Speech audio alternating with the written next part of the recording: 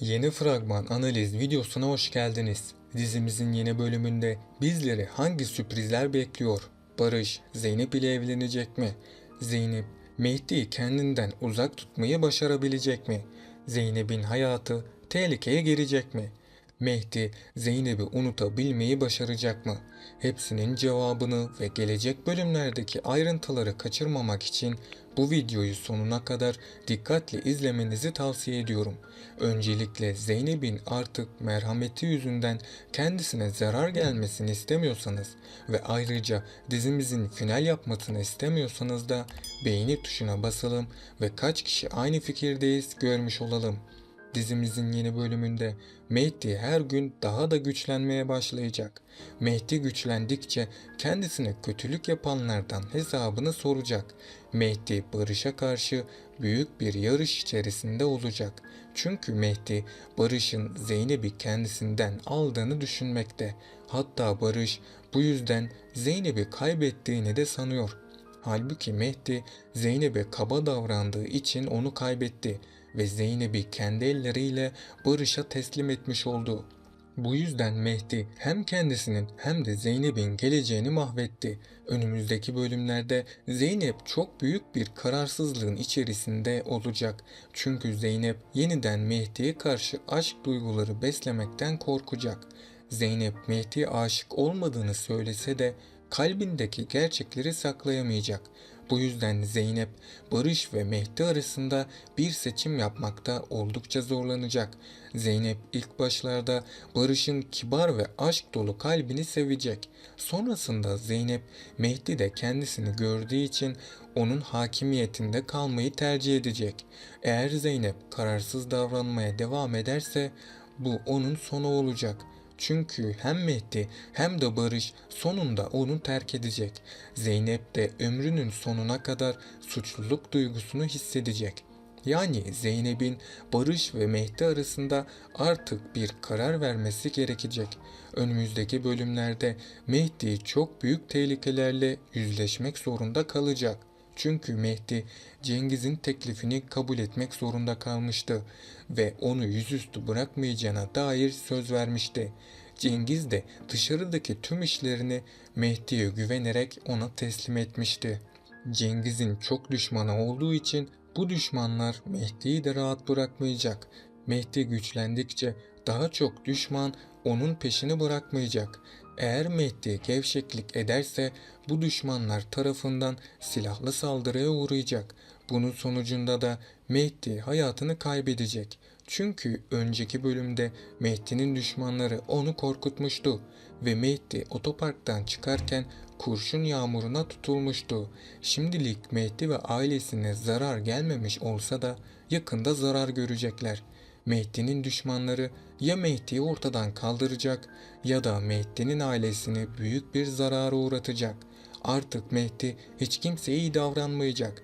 Özellikle Mehdi Barış'a karşı büyük bir savaş başlatacak. Artık Mehdi Barış kadar güç sahibi olduğu için onu Zeynep'ten uzaklaştırmak isteyecek ve her zaman Mehdi Barış'ın işleri önündeki en büyük engellerden birisi olacak. Zeynep ise Mehdi ve Barış arasında bir seçim yapmak zorunda kalacak. Zeynep'in Mehdi'ye olan sevgisi bitmediği için onu bırakmakta zorluk çekecek. Barış'ın yanında da kendisini huzurlu hissettiği için onu terk edemeyecek. Bu yüzden Zeynep karar vermekte oldukça zorluk çekecek. Ama Zeynep sonunda bir karar verecek. Zeynep büyük ihtimal ile Barış'ı seçecek. Mehdi Zeynep'in kalbinde yer almaya devam edecek. Bu yüzden günü gelince Zeynep tekrardan Mehdi'ye dönecek. Mehdi artık çok zengin birisi olacak. İlk zamanlar her şey Mehdi için kolay gibi gözükecek. Yani Mehdi tüm hakimiyetin kendisinde olduğunu sanacak. Nermin Hanım ve Sakine arasında büyük bir savaş başlayacak. Zeynep ise yine bir ikilemin içine girecek. Çünkü Nermin zengin olduğu için Zeynep'i kendisinin yanında götürmek istedi. Sakine de Zeynep'in yanında kalması için elinden geleni yapacak. Zeynep ise rahat bir hayata alıştığı için yine Nermin'i seçebilir. Peki sizce Zeynep kimi seçmeli? Barış'ı mı yoksa Mehdi'yi mi? Aşağıda yorumlarınızı bekliyorum. Siz bu konu hakkında ne düşünüyorsunuz merak ediyorum. Büyük ihtimal ile Barış, Zeynep ile aşk hayatı yaşamaya başlayacak. Zeynep de Barış'ın kendisiyle evleneceğini düşünüp ümit edecek. Daha sonrasında Zeynep Barış ile ilişkiye girecek. Ama bu birliktelik ikisinin de zararla sonuçlanmasına sebep olacak. Çünkü Barış Zeynep'i daha sonrasında aldatacak. Savaş Zeynep'i bu konuda defalarca uyarsa da onu ne yazık ki dinlemeyecek. Bu da Zeynep'in yapmış olduğu en büyük hatalardan birisi olacak. Zeynep de büyük bir travmanın yaşanmasına neden olacak. Barış da Zeynep'i kandırdığı için iflasa doğru sürüklenecek. Zeynep aldatıldığı için yeniden Mehdi'ye dönecek. Yani Zeynep ve Mehdi yakında tekrardan birlikte olacak. Nermin Hanım da eski zenginliğine tamamen kavuştu. Diğer yandan Mehdi'nin Benal ile olan evlilikleri hiçbir zaman gerçeğe dönüşmeyecek. Çünkü Mehdi Zeynep'i sevmekten hiçbir zaman vazgeçmeyecek gibi gözüküyor. Zeynep ve Barış'ı uzaktan izlemek zorunda kalan Mehdi çok acılar çekecektir. Artık Zeynep ile birlikte olamayacağının farkında olsa da Zeynep'i korumak için elinden geleni yapacak. Özlem ise kardeşlerini Zeynep ve ailesinden uzak tutamayacağını anlayınca planlarını uygulamaya koymaya başlayacak. Zeynep son bölümlerde Barış'la yakınlaşmaya başlamış olsa da Mehdi'nin gelişinin ardından Zeynep ile Barış aşkı büyük bir darbe alacak. Mehdi'nin bundan sonra iyi bir karakter olacağını düşünmüyorum. Çünkü kitapta yazılanlara göre Mehdi Zeynep yüzünden kötü birisi ve bundan dolayı da Mehdi'nin daha kötü işlere bulaşacağını ve Zeynep'in bu beladan kurtulamayacağını düşünüyorum. Mehdi ise Cengiz Baba'nın güvenini boşa çıkarmamak için elinden geleni yapacak.